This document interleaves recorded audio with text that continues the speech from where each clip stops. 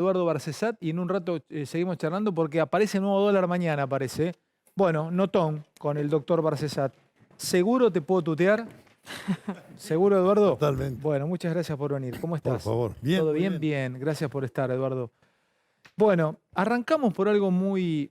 me gusta esto que los chicos me planteaban en la mesa, como una especie de giro copernicano hacia una ilustración negra, decía el doctor Zuleta.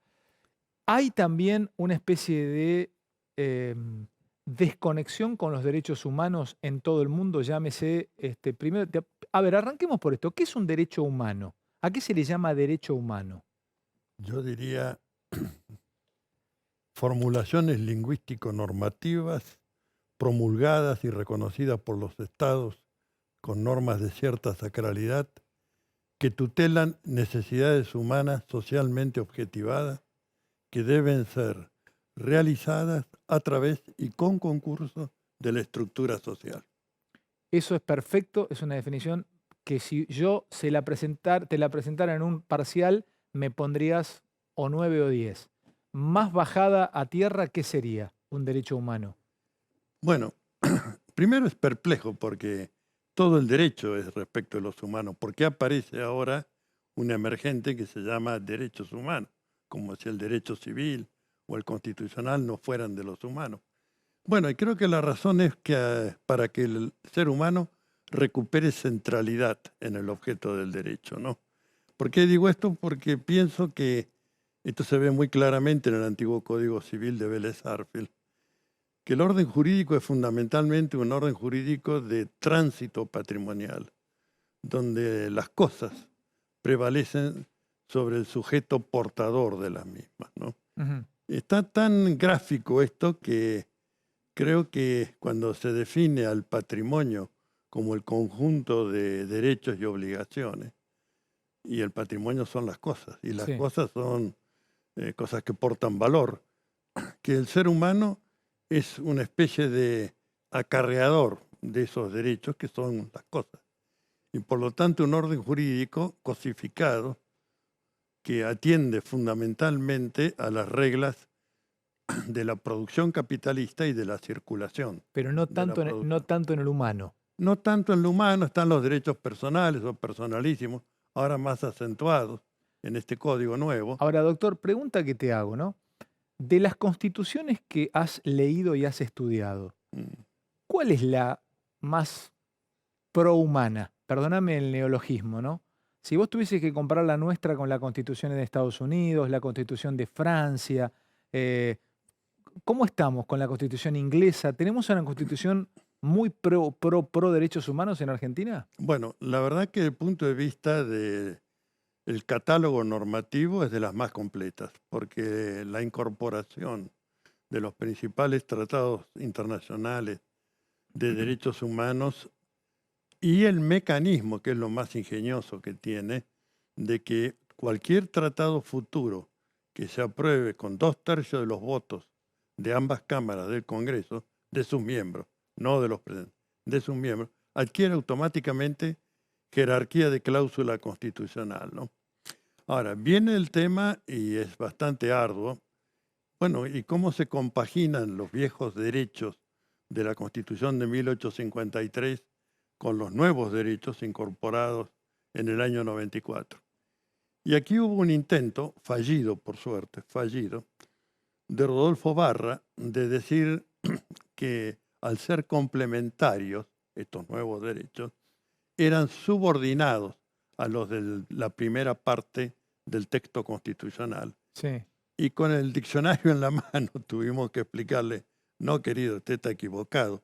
Complementario significa que completa, que mejora, que perfecciona algo, no que hay supraordenación y subordinación como usted lo está presentando. Ya que me estás explicando esto, contame, Eduardo, que quiero escucharlo de tu boca.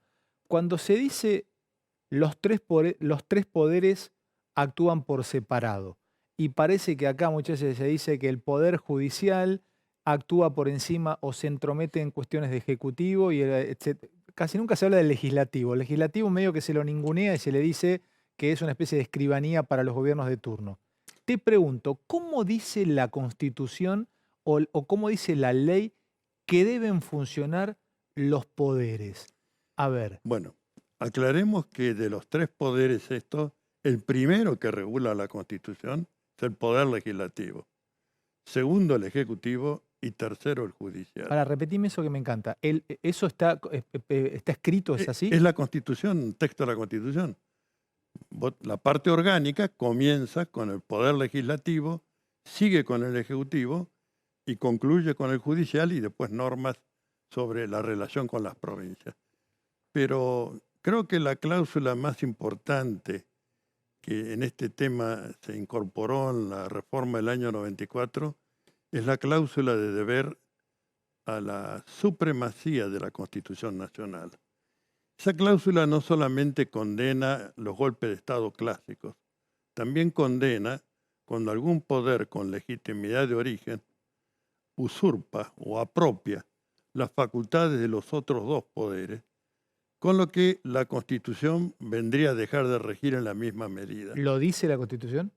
La Constitución lo que establece es la nulidad absoluta e insanable del acto de subsunción jerárquica de la Constitución. ¿Qué es la subsunción? Significa, vienen las normas del usurpante por encima de la Pero Constitución. una pregunta, Eduardo, ¿cómo comprobás jurídicamente o constitucionalmente que un poder se entromete en otro poder? Es tan interpretativo. Muy fácil. Toma el tema de la deuda externa. Disculpad que lo diga con una sonrisa, pero fíjate vos que durante la gestión Macri en particular, Macri tomó la atribución de desconocer lo que está en el artículo 75 y que fue ratificado en la Convención del 94 por las dos fuerzas políticas mayoritarias, justicialismo y radicalismo, de que le compete al Congreso contraer empréstitos sobre el crédito de la nación, el inciso cuarto. Disculpame, Y el séptimo. ¿está en la Constitución eso? O Sí, sea, sí. vos para pedir un préstamo tenés que pasar por el Congreso. Eso es lo que dice la Constitución. Ahora, ¿qué es lo que pasó en nuestra historia? Ya voy a llegar. Y la otra facultad que está en el inciso séptimo es proceder al arreglo de la deuda pública externa e interna. El 76 caduca, el artículo 76, caduca las facultades delegadas, es decir, no más delegación del legislativo en beneficio del ejecutivo. Y solamente en materia administrativa puede dictar disposiciones generales. Después de eso, rige una cláusula tremenda, y enhorabuena, que está en la parte de las facultades del Poder Ejecutivo, 99, inciso tercero, cuyo segundo párrafo dice: el Poder Ejecutivo, bajo pena de nulidad absoluta e insanable, no podrá emitir disposiciones ¿Pero legislativas. quién debería haber puesto sobre la mesa las cuestiones Bueno, viriles? diría que esto lo hemos planteado desde el año 2016, en mi caso personal y con un grupo de colegas, y nos acompañó mucha gente, cuando cuestionamos el arreglo con los fondos buitres. Señalamos que había un precedente de la Corte Suprema del año 2014 que establecía que las sentencias de Griesa eran nulas y lesivas del orden público constitucional argentino. Gran obra intelectual del dictamen de la entonces procuradora Alejandra Gil Carbó, pero que la Corte siguió, no hizo más que parafrasear el dictamen de Alejandra Gil Carbó, y votaron 4. El quinto miembro no es que votó en contra, sino que se fue. Era el doctor Lorenzetti. Pero los otros 4, con el voto de Fight inclusive, apoyando vivamente este pronunciamiento. Y digo este pronunciamiento porque lo que hizo después el gobierno Macri fue fregarse en el precedente de la Corte Suprema y establecer ellos un acuerdo con los acreedores buitre que estaban reconocidos por Griesa. Me estás dando una clase magnífica, Eduardo, y mucha gente escuchando atentamente del otro lado. Me están diciendo aquí los chicos en producción. Necesito que con esta claridad me sigas contando algunas cosas, entender, porque a mí me gusta aprender. Escúchame esto que te quiero preguntar de la Constitución. Viste que hay textos que son interpretables Para eso, no sé, un teólogo es un exégeta de un texto bíblico o de un Corán o lo que sea. Se dictan, incluso hay doctores de la ley que interpretan el Corán. Bueno, no te lo voy a explicar a vos. La consulta que te quiero hacer es, una persona como vos, un estudioso como vos, un doctor en leyes, ¿vos podés interpretar lo que dice la Constitución? ¿Interpretás lo que dice la Constitución? ¿O lo que dice la Constitución es una letra tallada en granito, que no tiene posibilidad de interpretación? Porque del otro lado tal vez pueda haber alguien que pensó diferente a ustedes y diga, no, no, Macri, la Constitución le permitía tomar ese empréstito. Contame, ¿hay posibilidad de exégesis de la Constitución o no? No, yo te cuento cuál fue el mecanismo del que se valió Macri. Dale. En el año 92 se dictó una ley de administración financiera que le daba las facultades, artículo 60-65, ley 24.156. Me vuelvo loco que tengas todo en la cabeza, me mata, pero te juro, bueno, seguí, dale. Son años. Bueno, en esa ley, efectivamente, con condicionamientos aparentemente muy razonables, el Poder Ejecutivo podía contraer empréstitos sobre el crédito de la nación. Bueno, llega el año 94, Convención Constituyente. Se discute, pero a muerte el tema, y con enorme mayoría de votos, hubo pocas abstenciones, sale la confirmación del texto histórico de 1853 y el agregado del artículo 76, que es el que acabo de decir, más una cláusula que yo creo que se le hicieron para Menem, de que por 5 años pervivían las facultades delegadas, está en la disposición transitoria. ¿Y dónde se agarra Macri? ¿De qué se agarra Macri? Macri no se agarra de nada. Macri agarra, invoca la 24.156 y endeudó al país de la manera más brutal que uno puede imaginarse. Y todo esto lo sumamos a esa primigenia causa que está todavía andando, ¿eh? No está cerrada ni mucho menos. Ya se han dictado procesamientos, prisiones preventivas, pero de personal medio, diría, del Banco Central. Pero vamos, eso dejémoslo de lado. Vamos ahora a los acuerdos con el Fondo Monetario Internacional, ¿te parece? Dale. Bueno, esto es peor todavía, porque ahí hay que cumplir un recaudo más, que está en el inciso 22 del artículo 75 de la Constitución, que es que los acuerdos cerrados por el Poder Ejecutivo con estados extranjeros, con organismos internacionales y con la Santa Sede, deben ser aprobados o desechados por ambas cámaras del Congreso de la Nación. Que no pasó.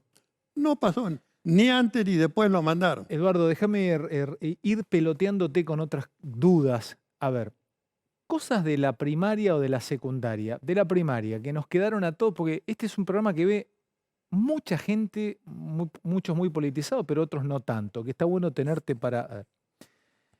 y después me meto en cuestiones de justicia con la Constitución. El preámbulo de la Constitución, ¿no? ¿Qué es el preámbulo? A ver, definime filosóficamente cómo debo entender el preámbulo de nuestra Constitución. Es parte del proyecto político. Es bueno eso, parte del proyecto político. Del proyecto político y después se desarrolla a lo largo del texto constitucional, pero el preámbulo es una pieza importante. ¿Y te gusta el preámbulo de nuestra Constitución? ¿Lo disfrutás? O sea, ¿te parece un muy buen preámbulo? Debo confesarte que tengo escrito un proyecto de preámbulo para una futura nueva Constitución, muy distinta del preámbulo actual, lo que no significa desconocerle o bajarle el precio al texto de nuestro preámbulo histórico de 1853. ¿Qué le agregarías, Eduardo? ¿Qué le agregaste en tu preámbulo? 3 rubros, diría. En la parte dogmática, la integración con Latinoamérica y el Caribe. De esta no salimos solos. Necesitamos la unidad de los pueblos y gobiernos progresistas de Latinoamérica. Segundo, la tutela efectiva de las riquezas y recursos naturales. Vos fijate que las normas de más alto grado del derecho internacional de los derechos humanos, que son los pactos internacionales de Naciones Unidas, los dos se inician con la misma cláusula. Parece una locura. A ver. Derechos civiles y políticos, derechos económicos, sociales y culturales, Libre o autodeterminación de los pueblos, la primera cláusula. El derecho a la independencia económica y la titularidad de los pueblos, no de los estados ni de los gobiernos, sobre el conjunto de sus riquezas y recursos naturales. Esto que modifica, al ser incorporado con jerarquía de cláusula constitucional, no se le dio cabida en el nuevo Código Civil y Comercial de la Nación del año 2003. Es decir, estos bienes que son la cosa pública de titularidad del pueblo están en un artículo 236 del Código Civil que dice son de la propiedad privada del Estado, sea nacional, provincial o local, el conjunto de las riquezas y recursos naturales y las empresas de capital estatal. Espera, te Sí. traduzco esto. ¿Qué significa esto? Que el conjunto este de riquezas y recursos naturales no tiene la inmunidad soberana del Estado. Por lo tanto, tenemos protegidas las fragatas Sarmiento y Libertad, y enhorabuena que lo estén. Pero el conjunto de las riquezas y recursos naturales, en tanto que propiedad privada, están puestas en garantía del repago de la deuda externa contraída desproporcional O sea e que si ilegítima. quisieran venir a cobrarnos lo que no devolvemos con litio, ¿lo podrían hacer? Mira, ya lo dijo hace unos años, en el 2014, Paul Singer. Si no tienen dólares, cuando todavía no le habían pagado los fondos buitres, páguenme con acciones de vaca muerta. Pelotudo no tiene nada, tipo, de pelotudo no tiene nada. Claro. El discurso último del embajador en la Argentina, Mark Stanley, después de, en fin, cancheramente dirigirse a Horacio Rodríguez Larreta diciéndole, formá esa coalición amplia ahora, no en el 2020, ahora la necesitamos ya. Y después se mete a hablar porque este país, dice, tiene riquezas y recursos naturales inconmensurables. Y es cierto, y es cierto.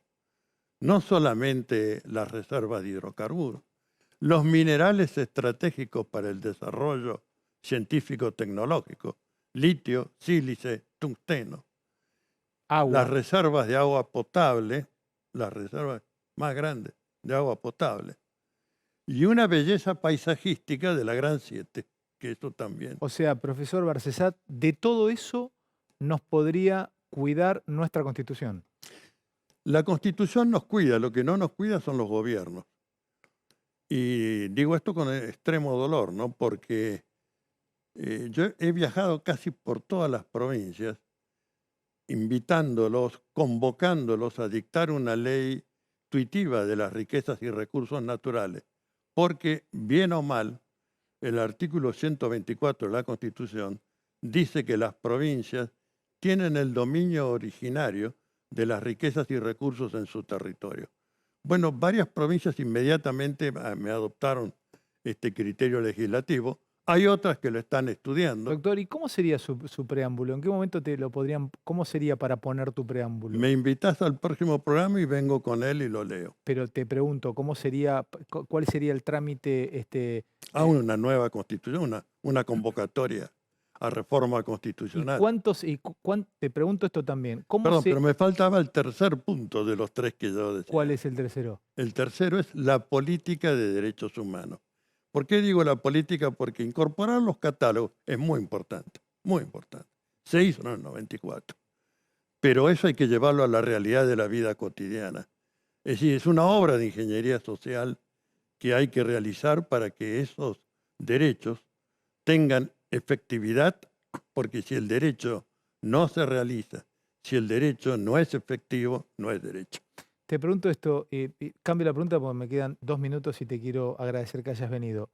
La Constitución de Norteamérica, ¿qué te parece? A ver, en términos generales, viste que todo se compara muchas veces con los países de primer mundo. ¿Qué es? A mí me parece un espanto. Lo que tuvo, afortunadamente, son las enmiendas que fueron agregando los derechos civiles y políticos, y una enmienda muy especial, que es la 14, que establece, entre otras cosas, que no se reconoce la deuda externa contraída ilegítimamente, que es la cláusula llamada de la deuda odiosa, que debo decirte, San Martín la puso en 1821 cuando protector del Perú, y dijo que la deuda con España, que fue contraída para beneficio de los pueblos, será respetada. Aquella que es para sojuzgar al pueblo del Perú y del continente americano, será repudiada. Bueno, 1821, Libertador General Juan José de San Martín. Última, tema mapuche. Sos un especialista en derechos humanos, trabajás en derechos humanos. ¿Cuál es tu postura? Porque el gobierno, bueno, renunció una ministra, el gobierno ha actuado allí, ha movilizado sus fuerzas de seguridad. ¿Cuál es la salida para vos allí? Respetar el texto de la Constitución, la cláusula de reparación histórica a los pueblos, que está también en el artículo 75, inciso 17, donde habla de la propiedad en común de sus tierras ancestrales. Te digo que esta formulación llevó un debate tremendo. No faltó quien, buenos civilistas, ¿no? Bueno, que lo sabía en la Convención Constituyente, diciendo, estamos sancionando una forma de propiedad que no está en el Código Civil, la propiedad en común de las tierras ancestrales. A lo cual intervine muy arduamente en ese debate. La respuesta fue, bueno, ya una vez los perjudicamos con la Biblia y ahora los queremos perjudicar con el Código Civil, dejémonos de joder. Escúchame, última. ¿Vos leés la Constitución todos los días? Porque no te puedes acordar de todo así. En serio te pregunto, ¿te lo refrescás todo el tiempo? O sea, ¿lo haces permanentemente? ¿Te gusta leer ese texto? El texto básico es tu texto, madre, pero Sí, ¿la lees permanentemente? sí, yo siento un afecto por el texto constitucional y me llaman algunas veces de la Comisión de Asuntos Constitucionales del Senado, también de la Cámara de Diputados, y bueno, intervengo en base a esa convicción y a esto que un profesor, un gran filósofo que acá lo debe conocer muy bien, Enrique Zuleta, era Alf Ross, que decía, las normas deben ser vividas como socialmente obligatorias para que el derecho tenga sentido, ¿no? Si yo juego al ajedrez, y digo esto porque me tocó la enseñanza de Alf Ross, venir a clase en el año 65 en la Universidad de Buenos Aires, yo recién empezaba mi carrera docente, ponía un tablero con los trebejos y a la tercera o cuarta movida movía mal. El alumno miraba sorprendido, era un gran profesor de Derecho y me está moviendo mal. Entonces, ¿por qué moví mal? Y bueno, primero salía una especie de positivismo ingenuo, diciendo, bueno, porque hay una convención internacional del ajedrez que dice que el caballo se mueve 2 y 1 y usted movió 3 y 2 y ganó una posición estratégica. Y él, después de eso, decía, pero hay algo más. Y para algún alumno sale y dice, pero entonces no tendría sentido el juego. Aplauso. Alfredo dice, eso es lo que yo quiero. No tiene sentido. Si no respetamos las reglas de juego, no tiene sentido. Entonces un viva la pepa o estos discursos del odio que aparecen ahora, Claro, un de viva la la pepa. intolerancia. Bueno, Eduardo, un gusto tenerte. Ojalá que se bueno, repita. ¿cómo no? Placer enorme, Eduardo. Director ¿Cómo no? Barcesat. Un ratito a la mesa a charlar. Bueno, me quedé conversando acá. Me quedé alucinado, ¿eh?